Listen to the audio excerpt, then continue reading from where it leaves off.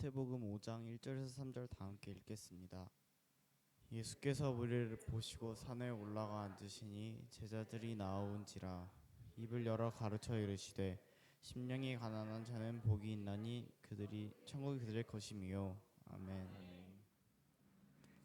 예수님이 이 자리 가운데 임재해 계십니다. 주님이 우리 가운데 지금 운행하고 계십니다. 주님 만나시는 복된 시간 되시기를 주님의 이름으로 축복합니다.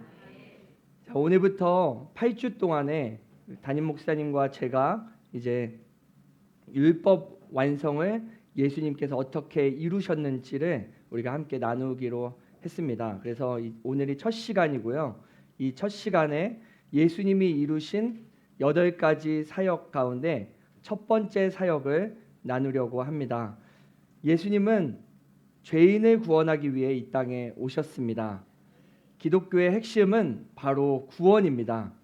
우리가 올바른 구원관에 확립되어 있으면 문제 앞에서도 담대하고 주님 앞에 어떻게 우리가 감사하며 살 수 있는지, 그러한 주님 앞에 감사하며 살아가는 성도가 되시기를 예수님의 이름으로 축복합니다. 아멘. 운동 경기 중에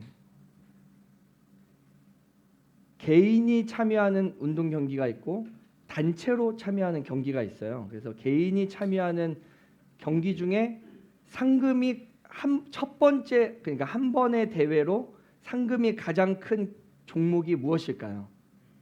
네. 자, 럭비.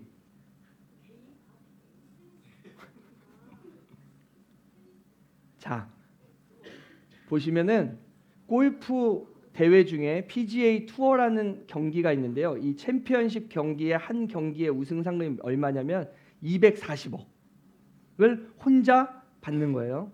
그리고 포커 게임, 포커 시합을 해서 우승한 사람은 150억, 그리고 테니스 대회 우승자는 40억 정도의 시합을 상금을 작년에 받았다 그래요. 그리고 단체 경기 중에서 가장 상금이 큰 경기가 뭐냐면 자동차 레이싱하는 F1 경기에 포뮬러 1이라는 시합에 참여하면 1320억을 받는다고 그래요. 그런데 한 팀에 100명 정도의 팀이 있어서 100으로 나누면 한 13억 정도가 되는 거죠. 그렇지만 뭐 이게 균등하게 나누겠어요? 이게 뭐 정비하는 사람, 뭐 레이싱하는 사람 다 다르겠지만 아무튼 이처럼 상금이 어마어마한 시합들을 하고 있어요. 이게 어떻게 보면은 월드컵, 올림픽보다 더 큰 우승 상금을 가지고 있습니다. 다 이제 직업을 바꾸고 싶으신가요? 모두가 이러한 큰 대회에서 우승하길 원해요. 왜냐하면 큰 상금을 받고 싶기 때문이에요. 여러분에게 질문을 드리면 혹시 상 받기를 좋아하시나요? 아니면 선물 받기를 좋아하시나요? 상은 내가 노력해서 좋은 결과에 따라 받는 게 상이고, 선물은 내 노력과 전혀 상관없이 공짜로 주어지는 게 선물이에요. 자, 나는 상 받는 걸 좋아한다. 자, 나는 선물 받는 걸 좋아한다. 아, 다들 선물 받기 좋아하네요. 자, 그러면은 오늘 이 제목은 무엇일까요? 우찬이 형. 네, 맞았습니다. 박수. 와, 굉장히 눈치가 빨라졌어요, 찬영이가. 그 어려운 걸.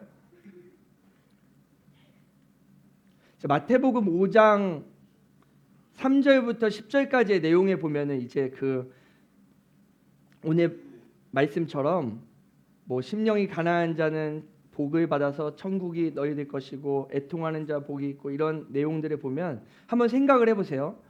만약에 우리가 천국에 간다고 한다면 천국에 있는 사람들은 어떤 사람의 모습일까? 자, 교만한 사람과 겸손한 사람, 어떤 사람이 있을 것 같으세요? 자, 두 번째, 문제를 감내해서 이겨내려고 하는 사람, 아니면 문제 앞에서 비난하는 사람. 온유한 사람, 분노하는 사람. 나눔을 하는 사람, 아니면 나누지 않고 혼자 욕심내서 다 가지고 있는 사람. 용서하는 사람 아니면 복수하는 사람? 사랑하는 사람, 질투하는 사람? 평화를 원하는 사람, 싸우는 사람?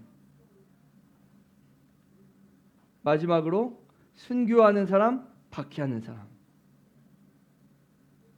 이러한 말씀에 저희는 항상 어떠한 선입관을 가지고 있냐면은 천국에 가기에 마땅한 사람들의 모습은 다 성품이 어떤 사람이에요? 좋아요. 반대로 지옥에 있을 법한 사람들은 다 성격이 나빠요. 그래서 우리는 자꾸만 우리의 성품이 좋으면 천국에 가기에 합당한 사람이라고 여겨지고, 어떠한 사람이 성품이 개차반이면 우리도 모르게 그 사람은 천국에 가기에 합당하지 않은 사람이라는 선입견을 갖게 되는 거예요. 한번 생각을 해보세요. 천국은 우리의 성품으로 가나요? 아니면 믿음으로 가나요? 우리는 너무나 정확히 알고 있으면 천국은 성품이 아니고 믿음으로 간다고 알면서도 자꾸만 우리는 천국에 가기에 합당한 사람의 모습을 믿음이 아니라 뭐로 나누는 거예요? 성품으로 나누기를 좋아하는, 생각과 마음이 달라요. 이 마태복음 5장 3절부터 9절, 10절까지에 나와 있는 이 캐릭터들, 성품들을 보면은 한번 보세요. 심령이 가난한 사람, 그 가난한 사람은 가난 가운데서도 겸손함을 배워서 부자처럼 교만하고 건방지지 않았어요. 그래서 그 사람은 천국에 간다고 예수님이 말씀하셨어요. 그래서 우리는 어떤 사람이 되려고 노력해야 되는 거예요? 겸손한 사람이 되려고 노력해야 돼요. 그래서 우리는 천국엔 당연히 겸손한 사람들이 있을 거라고 예상을 하고, 교만한 사람은 당연히 지옥에 간다고 우리는 생각을 하는 거예요. 이러한 말씀들은 다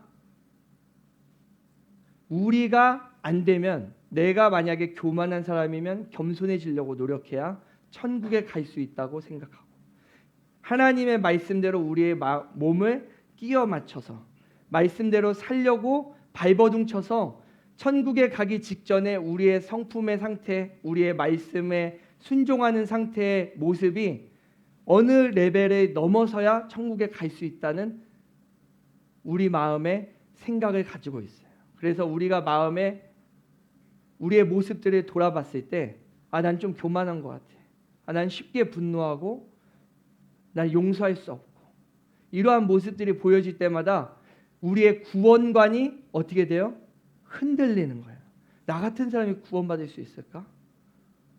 나같이 이렇게 질투하고 다른 사람들을 괴롭히고 욕심 많은 거, 이게 우리의 마음대로 조절되는 게 아니잖아요. 이러한 나의 모습이 보여지면 보여질수록 나는 구원받지 못할 것 같아 라면서 이 말씀대로 우리를 깎아내리려고 노력하는 거예요. 그래서 이 말씀을 지키기 위한 노력, 오늘 말씀에 심령이 가난한 자는 복이 있다, 이 말씀으로 나를 맞춰 놓으려고 했더니 이러한 생각이 드는 거예요. 첫 번째 관점이 뭐냐면, 심령의 이 가난함, 이 가난함의 원인을 찾아보자. 하나님께서 분명히 말씀하셨습니다. 가난은 상인가요, 복인가요? 가난은 상인가요, 저주인가요? 저주예요. 왜 가난하게 된 거예요? 하나님의 말씀을 지키지 않은 자에게 하나님이 벌을 내리셔서 그가 가난해진 거예요. 나에게 가난이 왔습니다. 하나님께서는 우리의 심령의 가난함을 통해서 왜 가난해진지를 보라는 거예요. 맞아, 내가 하나님의 말씀대로 안 살았더니 하나님이 나에게 벌 주시는구나. 이제 하나님의 말씀대로 살자. 회개하고 주님 앞에 돌아가자 라며 가난함 속에서 분노하거나 짜증내지 않고 오히려 주님 앞에 나아갔어요.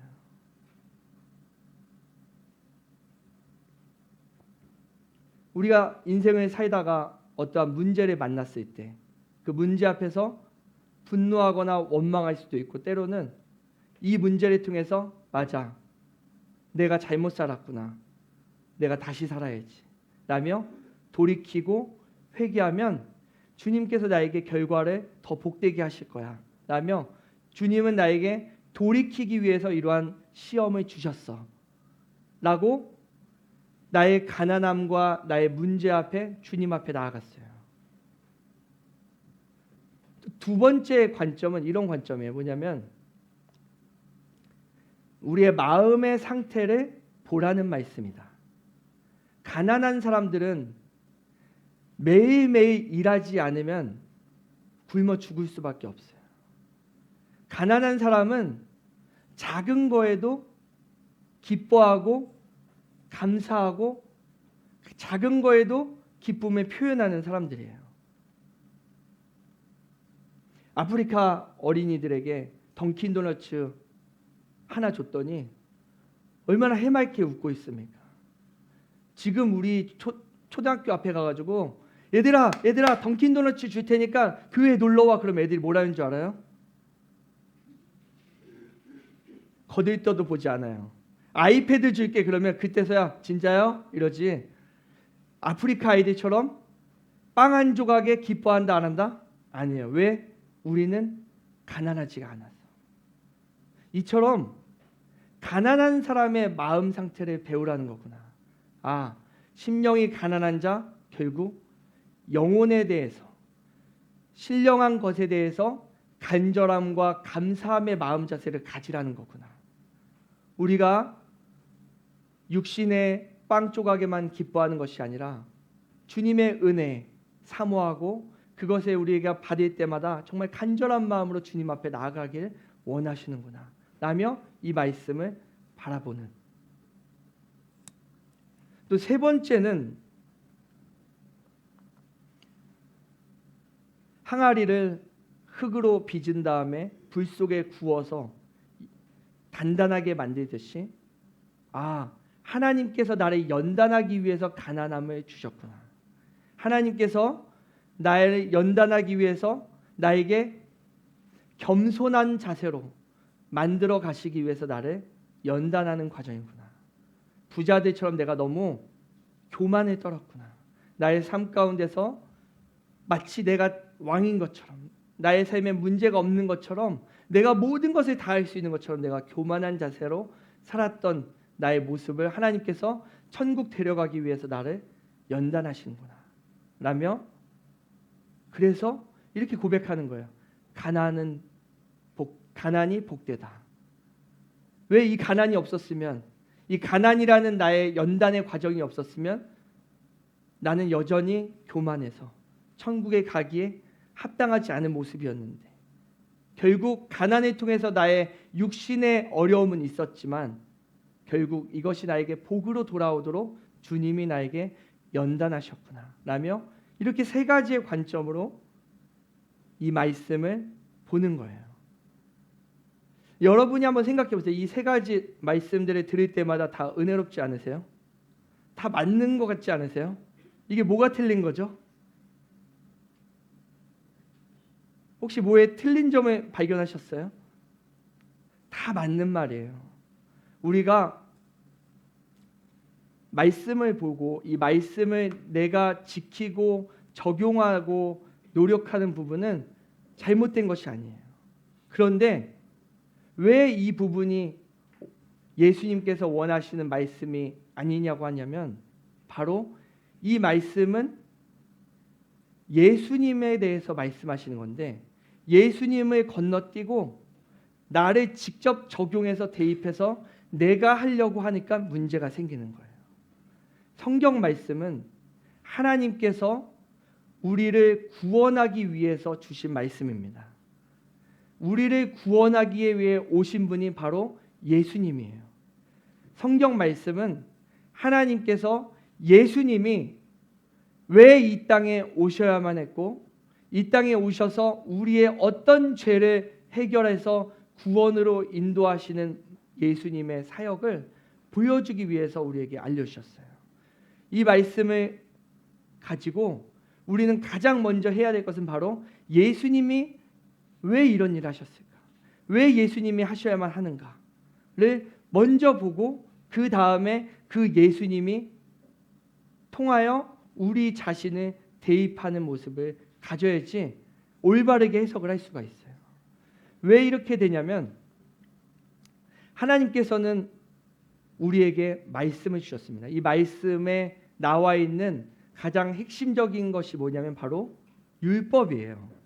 율법이라는 것은 구약 성경에 하나님께서 해라 하지 마라 라는 말들을 모아놓은 것이 바로 율법이에요. 왜냐하면 하나님께서 직접적으로 말씀하셨죠. 이거는 해라, 지켜라, 이거는 지키지 마라 라고 말씀해 주신 이 계명이 총 613가지의 계명이 있습니다. 이것을 우리가 율법이라고 하는데, 우리가 율법을 지키면 구원을 받을까요? 못 받을까요? 율법을 지키면 구원을 받나요? 못 받나요? 네, 율법을 지키면 구원을 받을 수 있습니다. 하나님께서는요, 신명기 5장 33절 말씀에 너희가 모든 도를 행하라. 그리하면 너희가 살 것이다. 복이 너희에게 있을 것이고 너희가 차지한 땅에서 너희의 날이 길리라. 결국 하나님께서는 이 율법의 계명을 지키면 우리가 살 수 있다고, 영원히 살 수 있다고, 가나안 땅뿐만 아니라 바로 천국에서 우리가 영원히 살 수 있다고 하나님은 말씀해 주셨어요. 하나님께서 율법을 주신 것은 바로 우리가 어떻게 우리를 구원하기 위해서 율법을 주셨습니다. 그러면 이 율법에 나와 있는 613가지의 말씀, 어느 정도 레벨, 어느 정도 수준으로 지켜야 할까요? 5장 33절 말씀에 모든 계명을 지켜라고 말씀하세요. 그러면 우리가 이렇게 도장 깨기 하듯이 이렇게 벽에다가 613가지를 적어놓고 하나씩 죽을 때까지 지키는 거예요. 그래서 613가지를 다 지켰어요. 그러면 하나님이 구원해 주시나요? 아니에요. 왜냐하면 하나님께서는 이 613가지를 한 번만 지키라고 말씀하신 것이 아니고 항상 지키라고 말씀해 주셨어요. 심지어는 이 613가지를 내가 오늘도 지키고 내일도 지켰는데 다음 날 그 중에 하나를 범하면 모든 것이 무효가 되는 거예요. 이 계명에 대한 수준이 얼마나 높은지 예수님께서 이렇게 말씀하십니다. 계명 중에 살인하지 말라라는 계명이 있는데, 이 살인하지 말라는, 우리는 여태까지 다른 사람을 죽이는, 생명을 빼앗는 살인을 살인인 줄 알았어요. 그러나 예수님은 살인을 뭐라고 말씀하시냐면 형제들에게 화내거나 욕하면 그것도 살인이다. 결국 형제에게 욕하고 화내는 자는 천국에 가지 못하고 지옥에 간다. 다시 한번 묻겠습니다. 나는 율법을 지켜서 구원을 받을 수 있다고 확신이 든다는 사람분 혹시 손을 들어 주시겠어요?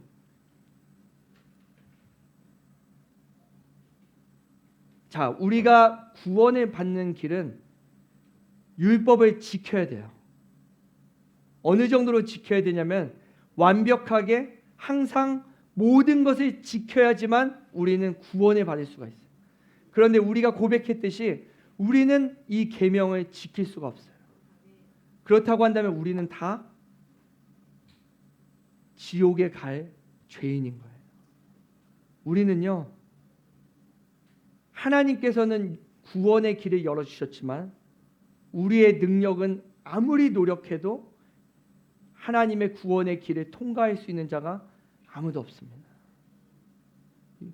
정말 심각한 상황이 되어버렸어요.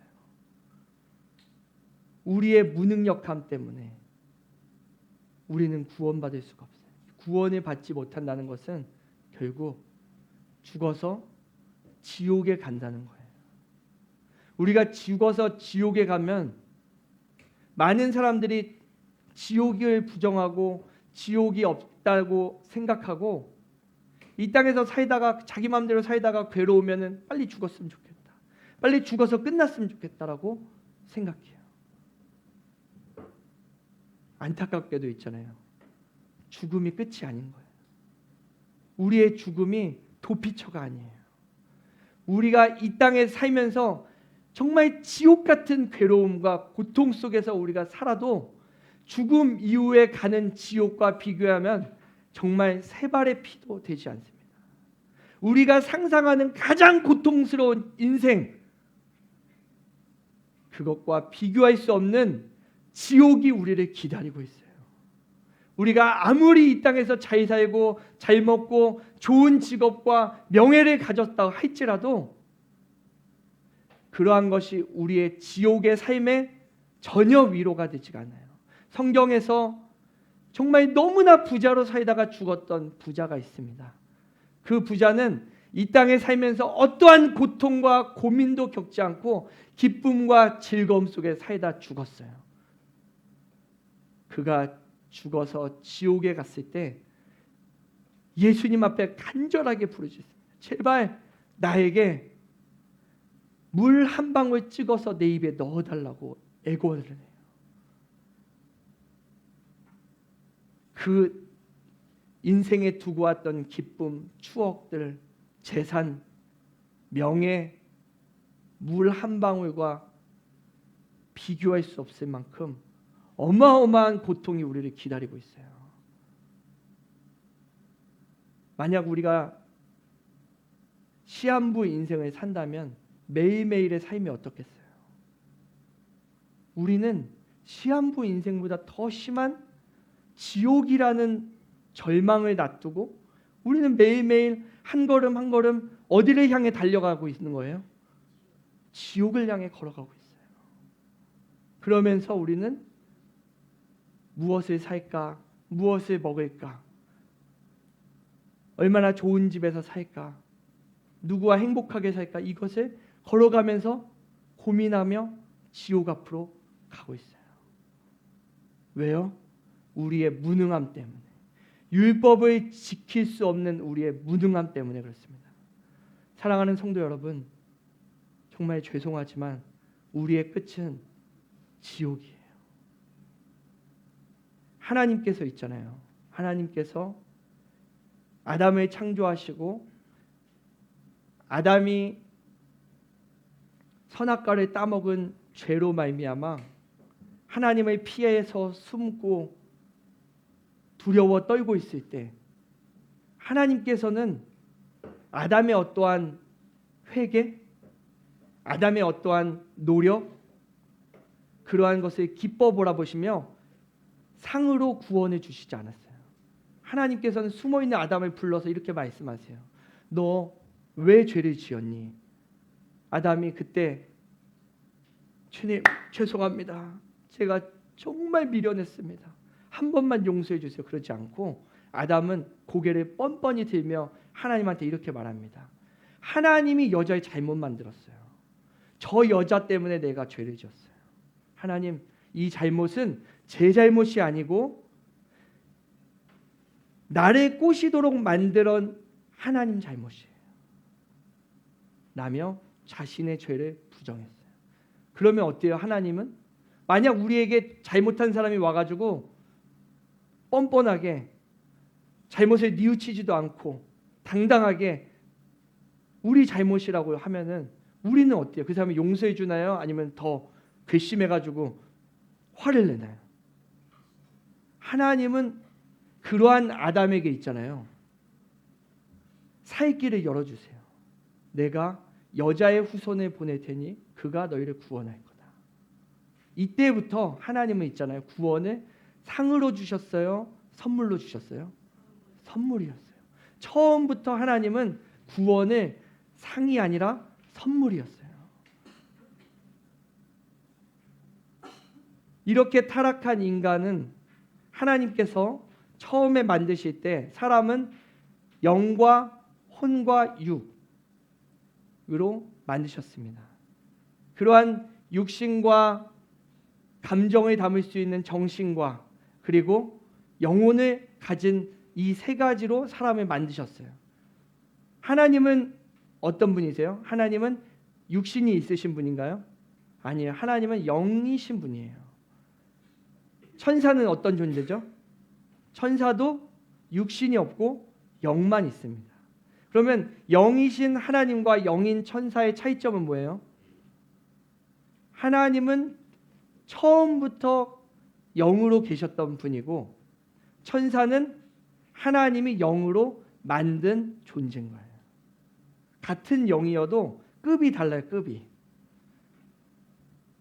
사람은 동물은 어때요? 동물은 영이 있을까요? 없을까요? 동물은 영이 없어요. 동물은 육신과 정신을 가지고 있죠. 그러면 사람만 하나님께서 육신과 정신과 영혼을 주셨습니다. 이러한 세 가지를 가진 사람에게 하나님이 함께 하셨어요. 하나님의 영이 함께 하셨습니다. 그때 사람은 어떤 존재예요? 심령이 부유한 사람이에요. 왜냐하면 우주보다 크신 하나님의 영이 함께하기 때문에. 인간이 죄를 짓고 말미암아 죄의 결과 하나님의 영이 떠났어요. 하나님의 영이 떠나고 육신은 결국 가난과 질병과 죽음에 이르게 되었고 우리의 정신은 온전한 상태가 아니라 질병에 걸릴 수밖에 없는 연약한 존재로 변질되고 말았습니다. 우리의 영혼에 하나님의 영이 떠났고 그 결과 우린 죽어서 우리의 육신은 흙이 되어 돌아가지만 우리의 영혼은 어디로 가는 거예요? 지옥으로 가는 거예요. 이 모든 결과가 바로 죄의 결과입니다. 우리가 죄를 지으로 말미암아 우리의 육신과 정신과 영혼이 모든 부분이 다 타락했어요. 우리 도덕 시간에 배우잖아요. 사람은 태어나기에 착하게 태어났느냐 악하게 태어났느냐, 성선설이냐 성악설이냐. 하나님께서 처음 아담 타락 이전에 뭐였던 거예요? 선하게 만드셨죠. 타락 이후에 태어난 아담의 모든 후손은 다 어떤 존재인 거예요? 악하게 태어났어요. 우리는 태중에서부터 하나님을 버린 죄인으로 태어납니다. 이처럼 타락한 우리 죄인은 하나님의 말씀인 율법을 하나도 지킬 수 없는 죄인이 되고 말았어요. 그렇기 때문에 우리가 자신 있게 말할 수가 없는 거예요. 나는 율법을 지켜서 천국에 갈 수 있다. 사랑하는 성도 여러분,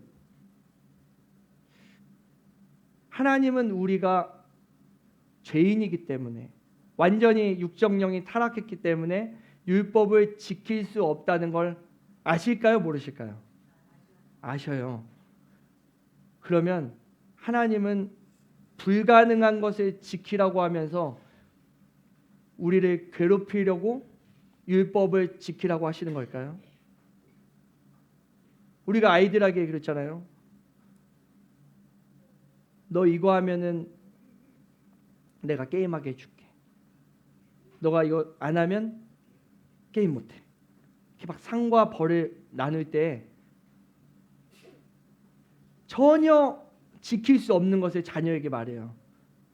너가 내일 당장 100억을 벌어오면 내가 게임 1시간 해줄게.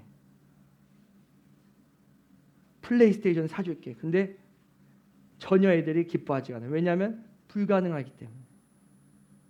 우리는 율법을 지킬 수가 없어요. 근데 왜 하나님은 우리에게 율법을 주시면서 율법을 지키라고 하실까?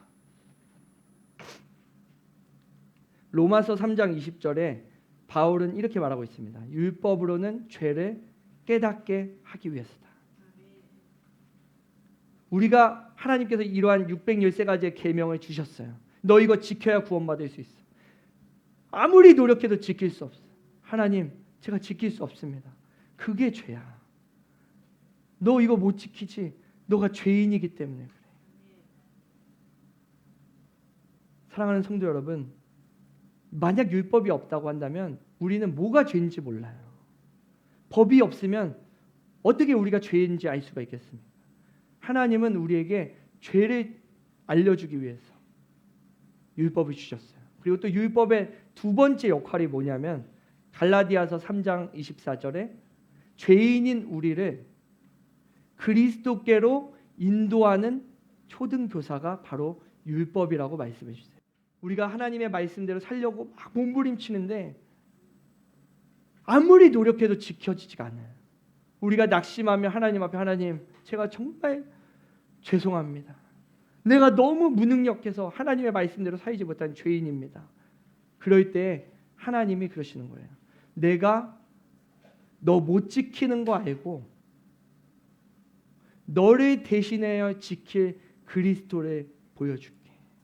그가 나타나 너희의 모든 율법을 지켜나갈 거야. 그러면서 우리가 누구에게 감사하도록 하는 거예요?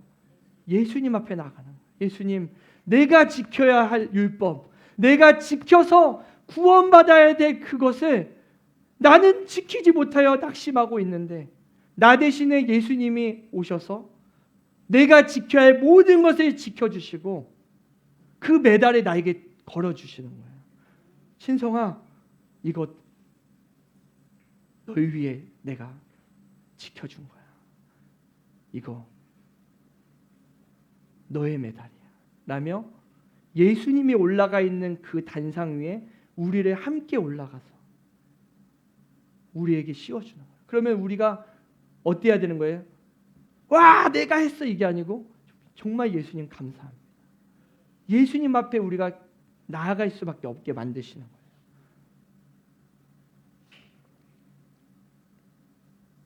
즉 이러한 율법은 하나님께서 우리가 지켜야 구원을 받을 수가 있습니다. 그런데 우리는 절대 지킬 수가 없어요. 아무리 노력해도 몇 개는 지켜나가는 것 같은데 또다시 실패하고 넘어지고 좌절하고 절망할 수밖에 없는 우리는 죄인임을 주님은 고백하기 원하십니다. 그러면 우리가 죄인이며 고백하며 나아갈 때 우리가 그때서야 우리가 눈을 들어서 주님을 향해 돌아갈 수가 있어요. 만약 내가 할 수가 있는 가능성이 있다면 우리는 자꾸만 어린아이처럼 내가 하려고 그러는 거예요. 안 되는 게 뻔한데 나는 할 수 있어. 할 수 있어라면 계속 욕심을 부리는 거예요. 그러나 우리가 정말 해도 안 되는구나 라며 주저앉아 있을 때 주님이 우리 앞에서 보여주시는 거예요. 우리가 지키지 못해서 넘어졌던 곳에 주님이 행하시고 주님이 왜 그것들을 행하시는지를 보여주시면서 그 행하신 모든 것들의 영광을 우리에게 나눠주세요. 하나님께서는 결국 율법을 주신 목적이 뭐예요? 우리가 지키라고 준 거예요? 아니면 예수님이 지키는 걸 보여주기 위해서 주신 거예요? 예수님이 지키시는 것을 보여주기 위해 우리에게 율법을 주셨어요. 그래서 우리가 하나님의 말씀을 볼 때마다 제일 먼저 내가 어떻게 적용할까를 고민하지 말고 예수님이 나 대신에 어떻게 행하셨는지를 보라는 거예요. 하나님은 모든 말씀을 다 예수님이 지켜가시는 것을 보여주게 원하시는 겁니다. 그래서 우리는 성경을 읽을 때 내가 가진 문제 앞에서 어떠한 삶의 지혜를 얻어 이 문제를 이겨낼까? 나도 다윗처럼 사방에 우겨싸면 적 가운데서 어떻게 하나님의 은혜로 이겨낼까? 라며 내가 바꾸고 개선할 것을 먼저 바라보는 것이 아니라 나를 구원하기 위해서 사방의 우겨쌈 가운데서 승리하시는 그 예수님의 사랑과 노력을 보라는 거예요. 왜 예수님이 그러한 우겨쌈 가운데서도 포기하지 않으시고 승리해 나가시는가? 그것은 결국 나를 살리기 위한 주님의 사랑인 거예요. 그 사랑을 먼저 보면 내가 있잖아요. 우리의 문제의 레벨을 강도를 놓고 본다면 나의 가난의 문제, 질병의 문제, 죽음의 문제, 지옥의 문제가 있다고 한다면 가장 어려운 게 뭐예요? 지옥의 문제인 거예요. 만약 예수님이 가장 어려운 지옥의 문제를 해결할 수 있다면 가장 쉬운 문제는 예수님이 해결할 수 있다 없다? 있다는 거예요. 그래서 예수님은 가장 강한 거를 보여주시는 거예요. 예수님은 우리가 이 땅에 살면서 어떠한 질병의 문제나 가난의 문제나 관계의 문제에 관심이 없는 분이 아니에요. 예수님은 있잖아요. 영적인 것만 존귀하게 여기고 우리의 육신의 문제는 정말 어차피 한순간에 사라질 거, 영원에 비하면 찰나에 불과한 거, 그냥 마음대로 살고 고통당하며 살아도 그래도 천국 가면은 영원히 행복하니까 나는 이런 하찮은 것들은 관심도 없고 영원한 천국에서 행복하게 누릴 것만 해결해 줄게, 참어 라며 무관심한 분이 아닌 거예요. 예수님이 우리의 구원을 보여주시는 것은 우리가 가지고 있는 인생의 작은 문제도 능히 해결할 수 있음을 보여주세요. 그래서 우리가 문제 앞에서 나를 위해서 포기하지 않으시고 문제 앞에서 이겨내시는 그 예수님의 사랑을 보면 그 다음에 예수님이 나를 이렇게 사랑하는데 나의 영원한 지옥의 문제, 내가 아무리 노력해도 해결할 수 없는 문제를 해결하신 전능하신 분이 나를 사랑하는데 내 앞에 놓여있는 이 문제가 나에게는 커 보이지만 주님의 입장에서는 작으니 내가 두려워하지 말고 문제보다 크신 그 주님을 바라보며 담대하게 살 수 있게 하시는 겁니다. 우리를 완벽하게 철인으로 만들고 우리의 능력을 뛰어나게 만들어서 가장 능력 있는 자로 만들어서 성품이 완벽한 자, 삶의 규모가 뛰어난 자로 가장 건강해서 무병한 자를만 천국에 데려가시는 분이 아닙니다. 예수님은 워낙 전능하시기 때문에 우리의 능력의 여부를 상관이 없어요. 우리가 아무리 연약하고 질병 가운데 있을지라도 예수님은 능히 가장 완벽한 모습으로 우리를 변화시켜서 천국에 데려갈 수 있는 전능하신 분이십니다. 그래서 우리는 그분의 사랑과 그분의 노력과 그분의 헌신을 우리의 말씀 가운데서 바라볼 때 우리의 삶의 문제 앞에서 구원의 확신 속에 당당하게 두려워하지 않고 살 수 있습니다. 그 예수님이 있잖아요. 가장 부유하신 그분이 우리를 사랑해 주십니다. 우리는 구원은 믿음으로 가나요? 율법을 지킴으로 가나요? 그래서 우리는 구원은 믿음으로 가요. 에베소서 2장 8절 말씀에 주님이 이렇게 말씀하십니다. 너희는 믿음으로 말미암아 구원을 받았으니 이것은 하나님이 우리에게 주시는 상이 아니라 하나님의 선물이라고 분명하게 말씀해 주세요. 하나님의 선물로 우리에게 구원을 주셨어요. 우리가 믿는 믿음의 행위가 아니라 바로 우리는 지킬 수 없습니다. 예수님이 나 대신에 지켜주심에 감사합니다. 나는 그 예수님의 지키심으로 말미암아 내가 구원을 받는 것을 믿습니다. 예수님이 율법을 완벽하게 이루신 것 때문에 내가 구원을 받는 것을 내가 믿습니다. 이게 믿음으로 우리가 구원을 선물로 받는 거예요. 예수님이 율법을 이루시는 것에 우리의 어떠한 노력도 전혀 들어있지가 않습니다. 모든 것이 다 예수님의 은혜요, 예수님의 선물인 줄 믿습니다. 그래서 우리는 이 믿음과 율법이 서로 다른 얘기 같지만 충돌하지가 않는 거예요. 하나님께서 우리에게 율법을 지켜 구원에 이르도록 하셨어요. 그러나 우리는 지킬 수가 없어요. 그래서 예수님이 이 땅에 오셨어요. 예수님이 우리가 지켜야 될 것을 다 지켜주셨어요. 그 다 지켜주신 예수님이 우리에게 그 지키신 은혜를 나눠주셨어요. 그 예수님을 믿으면 우리가 구원을 받는 거예요. 우리는 지키지 못한 그 율법을 지키신 예수님 때문에 우리가 구원을 받게 되었습니다. 이처럼 성경의 기록 목적은 하나님께서 우리에게 구원을 주기 위해서 적혀 있습니다. 하나님께서 성경을 주신 목적은 우리를 구원하시기 위해서입니다. 구원의 방법이 우리가 율법을 지켜야 구원을 받는 것처럼 보이지만 사실은 예수님이 율법을 지켜서 구원을 완성하시는 것을 보라고 얘기하고 있습니다. 그래서 우리가 성경을 읽을 때 내가 어떻게 말씀을 지켜서 복을 받을까? 어떻게 문제를 해결할까가 아니라 예수님이 어떻게 구원을 이끄시는지 우리는 봐야 합니다. 오늘 말씀처럼 심령이 가난한 자는 복이 있나니 천국이 그들의 것입니다.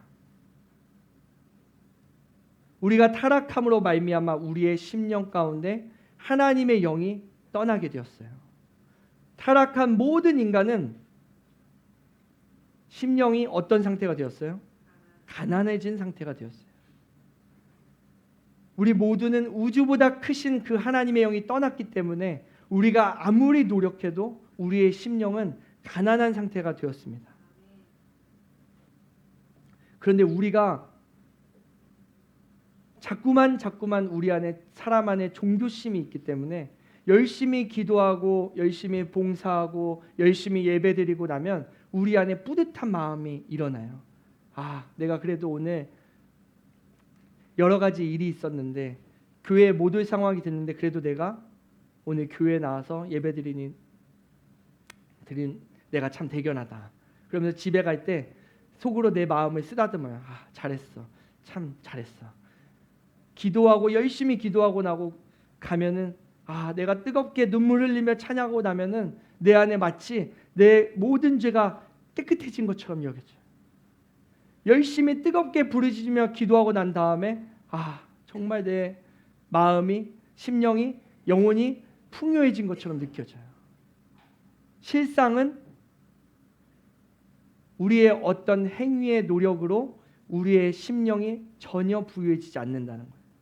우리가 부유해질 수 있는 방법은 바로 하나님의 영이 우리 안에 들어오는 것뿐이 없어요. 우리가 아무리 눈물을 흘려도 예수님이 우리 안에 들어오시지 않으면 그 눈물은 가짜 눈물이 되고 우리가 아무리 예배를 열심히 드려도 우리 안에 예수님이 찾아오시지 않으면 그 예배는 헛된 꽹과리밖에 되지가 않습니다. 예수님께서 말씀하시죠. 내가 원하는 것은 제사가 아니라 상한 너희의 심령이다. 우리의 어떤 행위가 어떠한 열심과 노력이 우리를 거룩하게 만들고 우리의 심령을 부유하게 만들지가 않는다는 거예요.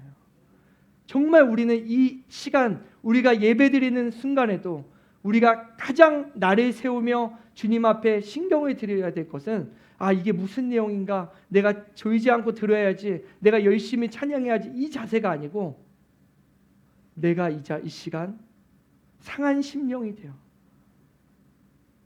내 안에 이 시간 주님이 만나지 않으면 나는 가난한 자가 되고 정말 주님을 만나기 원합니다. 정말 말씀 가운데서 정말 예수님의 영이 나에게 들어오기 원하고 찬양하는 가운데 예수님이 들어오시기 원합니다. 정말 내가 이 자리 가운데서 얼마나 열심히 얼마나 정성을 다해서 내가 주님 앞에 앉아 있느냐가 아니라 내가 정말 주님 앞에 간절한 마음으로 예수님을 찾고 구하는 자세가 되기를 원하신다는 거예요. 그래서 우리는 이러한 가난하고 부족하고 우리의 노력으로는 결코 천국에 갈 수 없는 죄인임을 주님 앞에 나와서 고백하는 마음으로 예배를 드려요. 하나님, 정말 내 안에 주님이 없습니다. 주님, 제발 나에게 찾아와 주세요. 주님이 없이는 내가 살 수가 없습니다. 주님이 없이는 너무나 비참합니다. 라며 죄인됨을 고백하며 나아갈 때 우리 주님이 우리에게 찾아와 주세요. 그러시면서 우리에게 말씀 가운데서 보여주시는 거예요. 가장 부유하신 그분이 나를 위해 심령의 가장 가난한 자로 되신 그 은혜의 사랑을 보여주십니다. 고린도후서 8장 9절에 주님은 이렇게 말씀하십니다. 우리 주 예수 그리스도의 은혜로 너희가 알거니와 부유하신 이로써 너희를 위하여 가난하게 되심은 예수님의 가난함으로 말미암아 우리를 부유하게 하려 하심이라. 예수님께서 심령의 가난한 자가 되었기 때문에 그 가난함을 이루신 그분이 우리에게 부유함을 주셔서 우리가 천국에 가는 자가 되게 하셨습니다. 우리는 이 예수님 앞에 나아가야 합니다. 우리의 힘으로 우리 심령의 가난함을 해결할 수 없습니다. 오직 예수님의 부요함만이 우리를 구원할 수가 있습니다. 우리가 주님 앞에 날마다 주님 앞에 이러한 자세로 나아갈 때 우리는 주님의 영을 부어 주십니다. 우리는 상 받은 것을 자랑하기 좋아해요. 선물로 받은 것은 부끄러워하고 숨깁니다. 왜냐하면 상은 내가 노력한 것이 있기 때문에 누구 앞에서나 당당하게 말할 수가 있어요. 내가 열심히 남들 잘 때 잠 안 자고 공부해서 내가 서울대 갔어. 내가 열심히 노력해서 이번에 중간고사에서 1등 했어 라며 누구 앞에서나 자신 있게 말할 수 있거든요. 근데 나는 공부하지도 않고 노력하지도 않았는데 나는 분명히 숙제도 안 하고 매일 자고 수업 시간에 자고 시험 공부도 안 하고 그냥 막 찍었거든요. 근데 전교 1등을 한 거야. 어머나. 남들이 와가지고 TV 막 아나운서가 와서 이번에 수능 1등, 전국 1등 어떻게 하셨습니까? 창피해서 말을 못하겠어. 남들은 열심히 입사 준비해가지고 막 대기업에 들어갔는데 나는 낙하산으로, 남들은 신입사원으로 들어가야 될 자리에 부사장으로 들어가 있어요. 다른 사람들 다 부러워하면서 내 자신은 좀 부끄러워. 나는 대학도 못 나왔고 내가 가진 거는 아버지 백밖에 없는데 그 낙하산 때문에 내가 부사장 자리에 앉아서 있는 내가 부끄러워요. 이처럼 현대 사회는 있잖아요. 공정성, 정의라는 측면으로 낙하산, 금수저를 비난하고 정죄하고 옥죄해요. 이게 마치 잘못을 저지른 것처럼 죄인 취급을 하는 거죠. 이러한 모습에 비교하는 이유는 바로 모두가 다 노력하면 할 수 있다는 바탕 안에 있기 때문에 그래요. 사랑하는 성도 여러분, 우리의 구원은 있잖아요. 우리의 노력에 불가능해요. 우리는요, 아무리 노력해도 구원받을 수 없는, 지옥에 갈 수밖에 없는 죄인이에요. 우리가 아무리 노력해도 있잖아요. 태평양 바다 한가운데 튜브도 없이 빠져 있으면 아무리 수영을 잘하는 박태환도 살아남을 수가 없어요. 우리는 지옥이라는 바다, 절망이라는 바다 가운데 아무의 도움도 없이 혼자 빠져 있어요. 이러한 상황 가운데 예수님께서 우리의 노력과 우리의 큰 부르짖음과 상관없이 예수님이 구조선을 타고 찾아주셨어요. 수많은 사람들이, 몇십억의 사람들, 수천억의 사람들이 그 바다 가운데 떠 있을 때 예수님이 우리만 구원해 주시고 가셨어요. 이것이 부끄러운 일이에요? 이것이 감춰야 될 일인가요? 예수님이 죽어 마땅한 우리를 건져주셨어요. 자신이 사랑한다는 그 단 하나의 이유 때문에. 우리보다 더 잘난 사람, 더 성품이 좋은 사람, 더 열심인 사람들 놔두고 우리를 건져주신 것은 주님이 정의롭지 못하고 불공정하고 불공평해서 편애한다고 여러분 구조선 안에서 뛰어내리시겠습니까? 여러분 그 구조선 안에서 예수님을 향해 비난하겠습니까?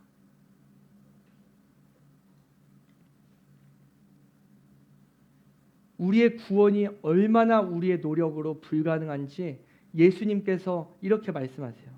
낙타가 바늘길 통과하는 것보다 우리의 노력으로 구원받는 것, 우리의 행위로 율법을 지켜서 구원을 얻어내는 것, 상으로 받는 것은 가능하다, 불가능하다? 불가능하다고 말해주세요. 서울대공원에 낙타 태어났어요. 엄마 아빠 이름이 되게 웃기더라고요. 포도 주스더라고요. 그래서 자녀 이름이 거봉이래요. 이 자녀가 태어난 당일의 사진이거든요. 성인 암컷, 수컷 낙타의 평균 키가 1.7m에서 1.9m라 그래요. 새끼는 어느 정도 될까요? 한 대충 봐도 한 1m 왔다 갔다 하겠죠.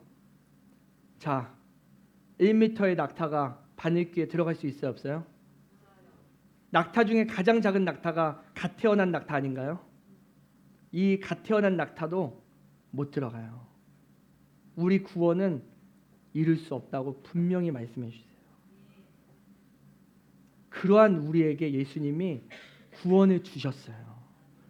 영원히 가난해서 지옥에 가야 마땅한 우리에게 예수님이 가난해지심으로 말미암아 우리를 부유하게 하셨고 들어갈 수 없는 그 구원의 문을 우리에게 열어주셨어요. 이 가난으로부터 벗어나기 위한 몸부림 한번 보실래요? 허겁지겁 밥을 먹고 있는 길거리 상인에게 여성 2명이 다가옵니다. 팔이 없는 그가 발로 망고를 보여주자 여성들은 그냥 떠나버렸죠. 이런 상황이 익숙한 듯 체념하는 상인. 이 모습을 본 한 남성 손님이 다가옵니다. 가격을 묻고는 망고를 사가는데요. 잠시 후 다시 찾아온 손님. 이번에는 망고 전부를 달라고 하자 상인은 깜짝 놀라며 미소를 지었죠. 바구니에 망고를 담던 상인에게 망고를 더 살 수 있냐고 묻자 상인은 행복한 표정으로 고개를 끄덕입니다. 손님의 차 시트가 더러워질까봐 배려하는 상인. 과수원에 도착해 망고를 기다리던 손님에게 상인은 조금이라도 빨리 건네주고 싶었죠. 신선한 망고를 건네주자 맛을 본 손님은 만족해했는데요. 열심히 사는 상인에게 행복한 하루를 선물해준 손님이 잘했다고 생각하시면 칭찬을 남겨주세요. 팔 없는 농부. 망고 하나 팔려고 길거리에 나와 있는데 발로 주니까 사람들이 도망가요. 이 사람 평소에 장사 잘했을까 못했을까요? 잘 못했어요. 이 사람 얼마나 가난하게 살았어요. 뭘 망고를 팔아야 소득이 생길 텐데. 자신의 노력으로는 아무리 망고를 열심히 지어도 아무리 매일 새벽부터 나가 밤늦게까지 거리에 앉아서 망고를 팔려고 노력을 해도 그 사람의 힘으로는 가난이라는 것을 해결할 수가 없어요. 우리의 아무리 노력을 해도 우리의 심령의 가난함은 해결받을 수가 없습니다. 그러한 가운데 예수님이 찾아오셔서 그 사람의 망고를 다 사줬어요. 농사지은 밭의 모든 망고를 사주러 가자 그럴 때 그 사람이 있잖아요. 자신의 더러운 옷에 묻은 먼지가 그 사람의 차가 더러워질까 봐 종이를 깔고 앉고 망고를 팔기 위해서 있잖아요.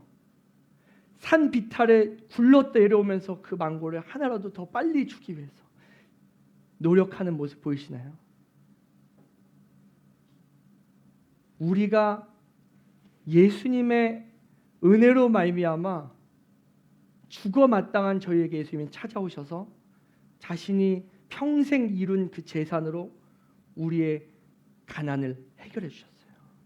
그 재산을 우리에게 다 주시면서 우리를 구원해 주실 때 우리가 드리는 예배, 우리가 드리는 봉사, 우리가 드리는 헌신은 구원을 이루기 위한 헌신이 아닌 거예요. 영원히 가난 속에서 죽어 마땅한 나를 위해 찾아오신 그 예수님의 손길이 모든 사람은 나를 더럽다고 피하고 비웃고 도망치는 그 상황에서 나를 찾아와서 나의 모든 가난을 해결하시는 그분 앞에 감사함과 기쁨으로 나아가는 그 열심 있는 자세가 우리를 구원해 주신 그 주님 앞에 행해야 될 구원의 감사의 자세인 거예요. 우리는 그 자세로 주님 앞에 굴러 떨어지며 주일 앞에 나오고 주님 앞에 몸부림치며 찬양하고 주님 앞에 열심을 다해서 기도하는 것은 우리의 영혼을 부유하게 하신 그 주님, 나는 해결할 수 없는 가난의 문제를 해결하신 그 주님 앞에 감사하는 자세지 내 노력과 열심으로 구원을 이루겠다는 나는 구원받아 마땅한 자라고, 남들은 예배드리지 않고 남들은 찬양하지 않을 때 나는 목이 터져라 찬양했고 나는 손해보면서 주일 성수했다고, 그래서 나는 구원받아 마땅한 자라고 여기는 이러한 모습으로 우리가 신앙생활을 하면 안 됩니다. 우리가 기억해야 할 것은 바로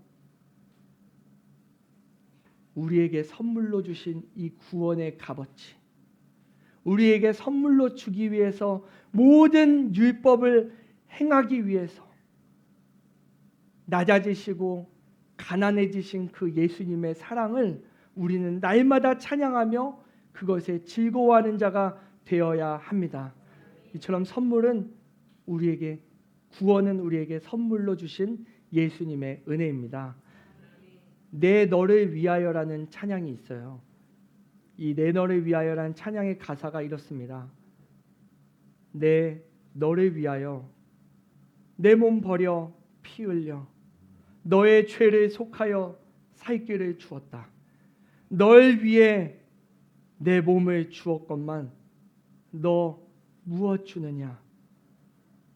아버지 보좌와 그 영광 떠나서 밤 같은 세상에 만백성 구하려 내 몸을 희생했건만 너 무엇하느냐? 죄 중에 너가 빠져서 죽을 인생을 내가 구하려 주려고 내가 피를 흘렸다. 너의 죄를 대속해 주었건만 너 무엇하느냐? 한없는 용서와 참 사랑을 가지고 이 세상에 내려와 아무 값없이 너에게 주었다. 이것이 귀중하건만 너 무엇 주느냐? 우리가 자녀들에게 있잖아요. 내가 너 위해서 엄마 아빠가 정말 열심히 노력해서 뜨거운 여름 앞에 불쏘시개 앞에서 땀 흘리면서 너 맛있는 거 해주려고 내가 이렇게 해줬어. 근데 자녀가 그렇게 노력해서 수고해서 요리한 음식을 막 투덜거리면서 깨작깨작거리면서 먹지 않아요. 그럴 때 부모가 있잖아요. 이 자녀에게 정말 너무나 사랑하고 안타까우는 마음에 내가 이렇게 했는데 너 왜 그렇게 먹니? 좀 많이 먹어라 라고 얘기해요. 그죠? 주님께서 우리에게 이렇게 말씀하신 거 있잖아요. 나 너 이렇게 해서 너 살리려고 이렇게 개고생했거든? 너 근데 왜 이렇게 개판이야? 야, 내가 이렇게 하면 너도 나에게 이렇게 해야지 라며 우리의 헌신을 강요하기 위해서 하신 말씀이 아닌 거예요.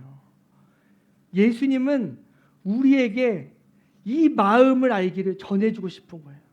내가 이 음식 차리기 위해서 너에게 이렇게 고생한 거 있잖아. 내 고생을 알아주는 것이 아니라 내가 이만큼 너를 사랑하고 아끼고 너의 모든 것을 내가 귀중하게 여긴다는 주님의 마음을 전해주고 싶은 거예요. 그래서 우리의 인생 앞에 아무리 우리가 보기에는 크고 어려운 문제, 고통의 문제라고 할지라도 나를 이렇게 사랑하시는 전능하신 그 주님의 사랑을 맛보고 믿고 알면 알수록 우리의 그러한 큰 문제를 이겨내고 담대하게 살게 하시는 거죠. 우리의 구원이 확실하면 확실할수록 우리의 구원을 이루신 그 예수님의 사랑을 보면 볼수록 우리는 이 땅을 살아갈 때 담대하게 살 수가 있는 거예요.